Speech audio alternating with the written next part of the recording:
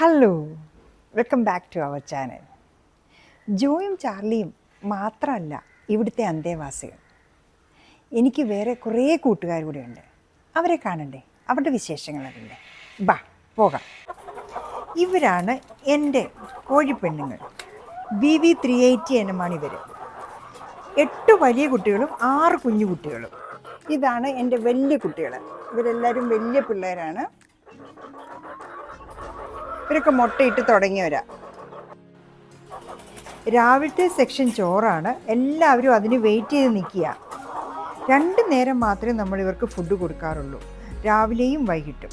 രാവിലെ ചോറ്, വൈകിട്ട് പെല്ലറ്റ്സ്. നമുക്ക് കിട്ടുന്ന റേഷൻ അതേപടി നമ്മൾ വാങ്ങും. ഏത് കിട്ടുന്നോ, അരിയാണോ ഗോതമ്പാണോ ഏതാണോ അത് നമ്മൾ വാങ്ങിച്ച് ഇവർക്ക് കൊടുക്കുവാണ്. അപ്പോൾ ഇപ്രാവശ്യം കിട്ടിയിരിക്കുന്നത് ചുമന്ന റൈസാണ്.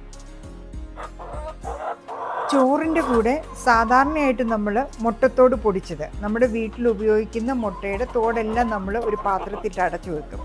അതെല്ലാം കൂടെ പൊടിച്ചത്, പിന്നെ പച്ചക്കറികളുടെ അരിഞ്ഞതിൻ്റെ വേസ്റ്റുകൾ, ഇതെല്ലാം നമ്മൾ ഒന്നിച്ച് ചോറിൻ്റെ കൂടെ മിക്സ് ചെയ്യും. എന്നിട്ട് അതാണ് രാവിലെ അവർക്ക് കൊടുക്കുന്നത്.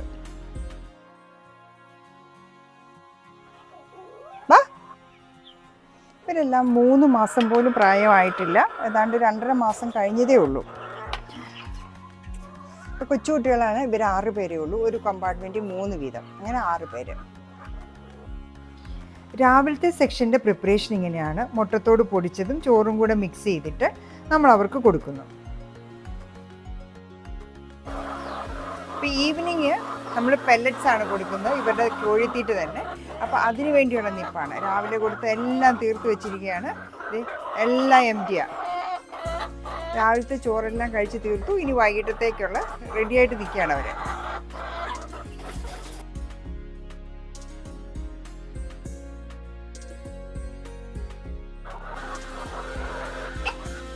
ഇനി ഇവർക്ക് വെള്ളം കൂടെ ഒഴിച്ചു കൊടുക്കണം. ഒരു വെള്ളത്തിനും റെഡിയായിട്ട് നിൽക്കുകയാണ്. 2 നേരം മാത്രമേ നമ്മൾ തീറ്റ കൊടുക്കാറുള്ളൂ. രാവിലെ ചോറും വൈകിട്ട് പെല്ലറ്റ്സും. ആഴ്ചയിൽ 2 ദിവസം 5 ml കാൽസ്യം സപ്ലിമെൻറ്റ് വെള്ളത്തിൽ മിക്സ് ചെയ്ത് കൊടുക്കും. പോകാം, വെളിയിൽ പോകാം. ഹൈടെക് കൂട്ടിലാണ് ഇവരെല്ലാവരും ഇട്ടിരിക്കുന്നത്. ഇത് ഇങ്ങനെ തുറക്കാം. തുറന്ന് കഴിയുമ്പോൾ നമുക്ക് അവർക്ക് തീറ്റ കൊടുക്കാം. ഈ കൂടിന് ബേസിൻ്റെ, അതായത് ഈ അടിയിലത്തെ തട്ടിയിൽ ഒരു ചെരിവാണ്. അപ്പോൾ മുട്ട ഇട്ട് കഴിയുമ്പോൾ ഇത് ഇവിടെ വന്ന് എല്ലാം കൂടെ കിടക്കും. കാക്ക എടുക്കത്തുമില്ല. ഇവിടെ ഇവർക്ക് വെള്ളം കൊടുത്തുകൊണ്ടിരുന്നത്, നേരത്തെ നമ്മൾ ഈ കൂട് ഈ ഷീറ്റ് ഇടുന്നതിന് മുമ്പായിട്ട് ഇവിടെ തന്നെ ബക്കറ്റ് വെച്ചിരുന്ന് അതിനകത്തുനിന്ന് ഓസ് വന്നിട്ട് ഇവിടെ ഡ്രിപ്പായിരുന്നു വെള്ളം. അപ്പോൾ അതിനകത്തുനിന്ന് അവർ കുടിക്കുമായിരുന്നു. പക്ഷേ ഇപ്പോൾ നമ്മൾ ഈ ഷീറ്റ് ഇട്ടതോടുകൂടി ഈ ഹൈറ്റ് കുറഞ്ഞു. നമുക്ക് ആ ബക്കറ്റ് വെക്കാനുള്ള സ്ഥലമില്ലാണ്ടായി. അതുകൊണ്ടാണ് നമ്മൾ ഇങ്ങനെ ഈ കിളിക്കൊക്കെ വെള്ളം കൊടുക്കുന്ന പാത്രം കറക്റ്റ് ആ ഒരു പാത്തിക്കകത്ത് നിൽക്കുന്നതാണ്. അപ്പോൾ അവർ തട്ടിമറിക്കത്തുമില്ല. ഇവർക്ക് വെള്ളം അത്യാവശ്യമാണ്. ഫുഡ് കഴിച്ചുകൊണ്ടിരിക്കുന്നതിനിടയ്ക്ക് അവർ വെള്ളം ചെക്ക് ചെയ്യുന്നുണ്ട്. കണ്ട, ഇപ്പോൾ കാൽസ്യം സപ്ലിമെൻ്റ് ഉള്ള വെള്ളമാണ് ഈ കൊടുത്തിരിക്കുന്നത്.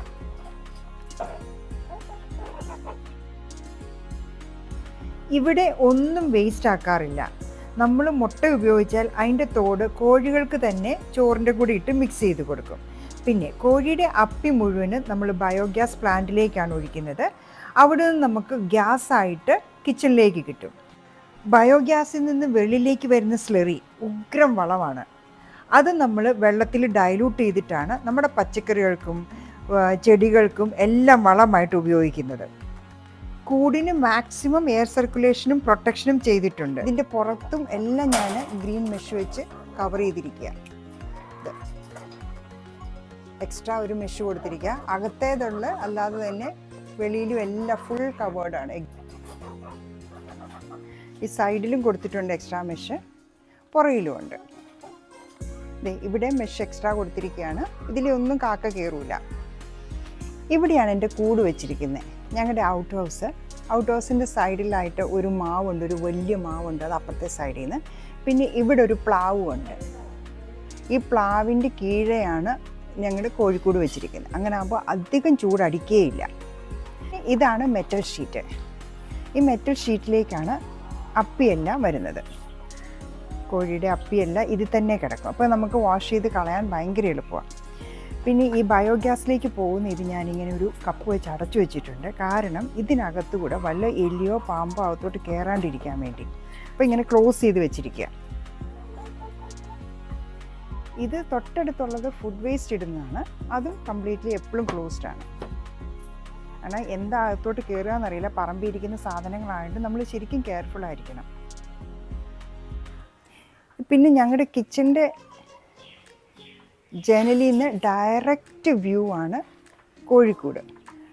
അതുകൊണ്ട് മുട്ടയിട്ട് കഴിയുമ്പോൾ അന്നേരം അറിയാൻ പറ്റും കാക്കയാണോ ഞാനാണോ ആദ്യം ഓടുമെന്നുള്ള മാത്രം കൺഫ്യൂഷനേ ഉള്ളൂ. കാക്ക വന്നു, മുട്ടയുണ്ടോ ചോറുണ്ടോ എന്നൊക്കെ അന്വേഷിച്ച് വരിക. കോഴിക്ക് കൊടുത്തതിൻ്റെ ചോറ് കുറച്ച് മിച്ചമുണ്ട്, അതുമായിട്ട് പോന്നു. കാക്ക അന്വേഷിച്ച് വന്നിട്ടുണ്ട്.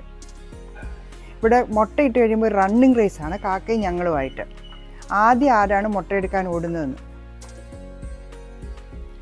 സോ എൻ്റെ കോഴിക്കൂട് ഞാൻ ഡെയിലി ക്ലീൻ ചെയ്യാറുണ്ട്. ഈ വരുന്ന അപ്പിയെല്ലാം നമ്മൾ ബയോഗ്യാസിലേക്ക് ക്ലീൻ ചെയ്ത് കളയണം. എങ്ങനെയാണ് ഞാൻ ക്ലീൻ ചെയ്യുന്നതെന്നാണ് ഇപ്പോൾ കാണിക്കാൻ പോകുന്നത്. ആദ്യമേ നമ്മൾ വെച്ചിരിക്കുന്ന ഈ മെഷ് എടുത്ത് മാറ്റണം. ഇവിടെ എസ്കോളത്തിലാണ് ഈ മെഷ് ഹുക്ക് ചെയ്തിട്ടിരിക്കുന്നത്. അതുകൊണ്ട് ഈസിയാണ് എടുത്ത് മാറ്റാൻ. ഇതെടുത്ത് മാറ്റുന്നു.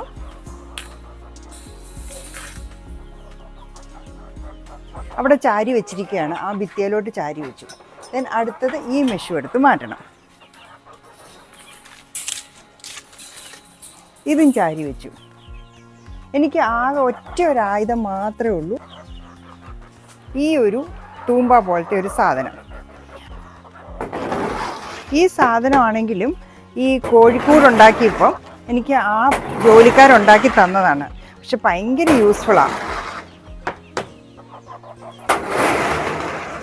ഇതെല്ലാം കൂടെ വടിച്ച് ഞാൻ ഈ ഒരു പാത്തിയിലോട്ടിടും. ഇപ്പോൾ ഇത്രയും ക്ലീൻ ആയി കഴിഞ്ഞു. നമ്മുടെ കോഴിക്കൂടിൻ്റെ ആ തകര എന്താ പറയുക ഷീറ്റ് കംപ്ലീറ്റ് ക്ലീൻ ആയി കഴിഞ്ഞു. പക്ഷേ ഇനിയും നമ്മൾ വെള്ളം ഒഴിച്ച് അതൊന്നുകൂടെ ക്ലീൻ ചെയ്യും. ഇപ്പോൾ അപ്പിയെല്ലാം എവിടെയാണെന്ന് കാണിച്ചു തരാം. ഇതേ നമ്മുടെ കോഴിയപ്പിയെല്ലാം ഇങ്ങനെയാക്കി ഈ പാത്തിക്കകത്ത് ആട്ട് മാത്രം ആക്കി വെച്ചിരിക്കുകയാണ്. ഇനി നമ്മൾ വെള്ളം ഒഴിച്ച് ഇതിനെ മിക്സ് ചെയ്യാൻ പോകും. അപ്പോൾ ഇതൊന്നുകൂടെ ക്ലീൻ ചെയ്യും. എന്നിട്ട് ആദ്യമേ ഈ തകര ഷീറ്റ് മുഴുവനും ക്ലീൻ ചെയ്യും. ഒന്നുകൂടെ വെള്ളം ചീറ്റിച്ചിട്ട് അതെല്ലാം കൂടെ ഇതിനകത്തോട്ട് വയ്ക്കും. കോഴിയുടെ വേസ്റ്റ് എല്ലാം ഡെയിലി ബയോഗ്യാസിലേക്ക് ക്ലീൻ ചെയ്യുന്നതുകൊണ്ട് ഇവിടെ യാതൊരു മണമോ വേസ്റ്റ് കിടന്നിട്ട് അഴുക്കോ ഒന്നുമേ ഇല്ല.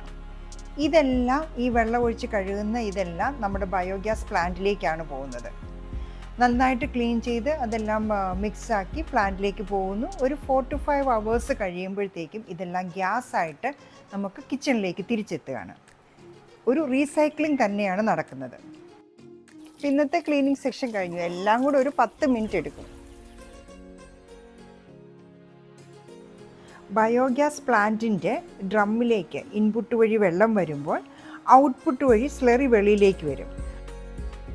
ഇത് ഡൈലൂട്ട് ചെയ്ത് പച്ചക്കറികൾക്കും ചെടികൾക്കും ഒക്കെ വളമായിട്ട് ഉപയോഗിക്കുന്നു. ഇനി നമ്മുടെ മുട്ട നോക്കാം. ഇന്നത്തെ മുട്ട ഇതാണ്ടേ. ഇതെല്ലാം അവർ ഇന്നിട്ട മുട്ടകളാണ്. അതാ ഞാൻ പറയാം, 6 പേര് മുട്ടയിട്ട് തുടങ്ങി.